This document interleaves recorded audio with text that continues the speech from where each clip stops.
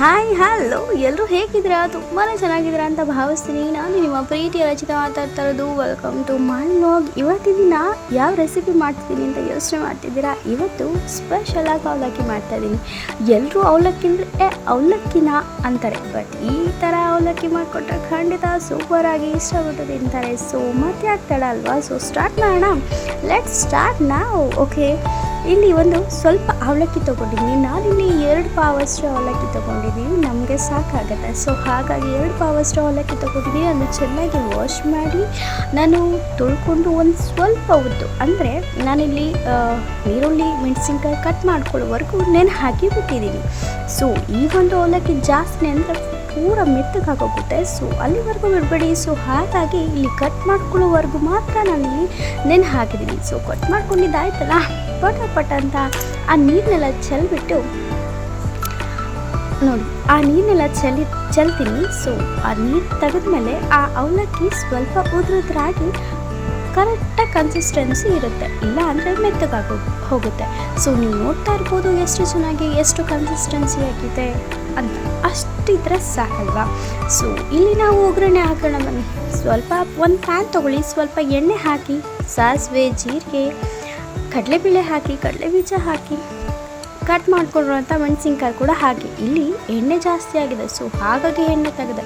ಈ ಪ್ಯಾನಲ್ಲಿ ಜಾಸ್ತಿ ಎಣ್ಣೆ ಹಾಕಿದರೆ ಗೊತ್ತಾಗೋದಿಲ್ಲ, ಸೊ ಹಾಗಾಗಿ ಎಣ್ಣೆ ತೆಗೆದುಬಿಟ್ಟಿದ್ದೀನಿ.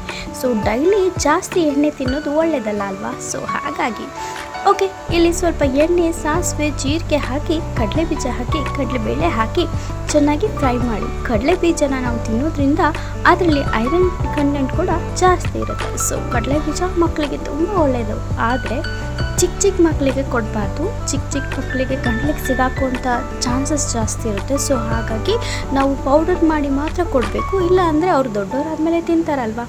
ಇಲ್ಲಾಂದರೆ ನಾವು ದೋಸೆ ಬ್ಯಾಟರ್ಗೆ, ಯಾವುದಕ್ಕಾದ್ರೂ ಚಪಾತಿ ಬ್ಯಾಟರ್ಗೆ ಹಾಕಿ ಪೌಡರ್ ಮಾಡಿ ಕಲಸಿ ತಿನ್ನಿಸ್ಬಹುದು ಚಿಕ್ಕ ಮಕ್ಕಳಿಗೆ. ಅಂದರೆ 2 ವರ್ಷ 3 ವರ್ಷದ ಮಕ್ಕಳು, 3 ವರ್ಷದ ತನಕ ನಾವು ಸ್ವಲ್ಪ ಜೋಪಾನವಾಗಿ ನೋಡ್ಕೋಬೇಕಾಗುತ್ತೆ. ಸೊ 3 ವರ್ಷದವರೆಗೂ ನಾವು ಈ ರೀತಿ ಮಾಡ್ಬೋದು ಮಕ್ಕಳಿಗೆ.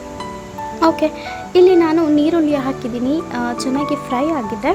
ಅದಾದಮೇಲೆ ಸ್ವಲ್ಪ ಉಪ್ಪು ಹಾಕ್ಕೊಳ್ಳಿ, ಆಮೇಲೆ ಅರಿಶಿನ ಪುಡಿ ಹಾಕಿ ಚೆನ್ನಾಗಿ ಫ್ರೈ ಮಾಡಿ.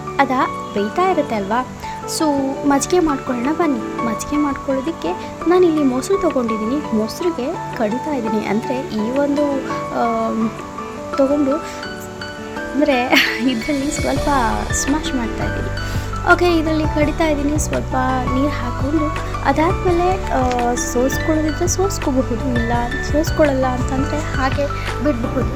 ಇಲ್ಲಿ ಸ್ವಲ್ಪ ಉಪ್ಪು, ಕೊತ್ತಂಬರಿ ಸೊಪ್ಪು, ಮೆಣಸಿನ್ಕಾಯಿ, ಬೆಳ್ಳುಳ್ಳಿ, ಸ್ವಲ್ಪ ಎಲ್ಲದನ್ನು ಕುಟ್ಟಿ ಹಾಕಿ ಸ್ವಲ್ಪ ಉಪ್ಪು ಹಾಕಿದರೆ ಮಜ್ಜಿಗೆ ಸೂಪರ್ ಟೇಸ್ಟಿಯಾಗಿರೋ ಮಜ್ಜಿಗೆ ರೆಡಿ ಆಗುತ್ತೆ. ಓಕೆ, ಇಲ್ಲಿ ಉದ್ರಾಗಿರುವಂಥ ಅವಲಕ್ಕಿನ ಆ ಒಗ್ಗರಣೆಗೆ ಹಾಕಿ ಚೆನ್ನಾಗಿ ಮಿಕ್ಸ್ ಮಾಡಿ ಸ್ವಲ್ಪ ಬಿಸಿ ಮಾಡಿದ್ರೆ ಸಾಕು. ಈ ಒಂದು ಟೇಸ್ಟಿಯಾಗಿರೋ ಕಲರ್ಫುಲ್ ಆಗಿರುವಂಥ ಅವಲಕ್ಕಿ ರೆಡಿ ಆಗುತ್ತೆ. ಸೊ ಯಾರಿಗೆಲ್ಲ ಇಷ್ಟ ಆಯಿತು ಅಂತ ಲೈಕ್, ಕಮೆಂಟ್ ಮತ್ತು ಶೇರ್ ಮಾಡಿ. ಫುಲ್ ಆಗಿರುವಂಥ ಈ ಒಂದು ಅವಲಕ್ಕಿನ ಸೂಪರ್ ಟೇಸ್ಟಿಯಾಗಿ ಟೇಸ್ಟ್ ಮಾಡಬಹುದು.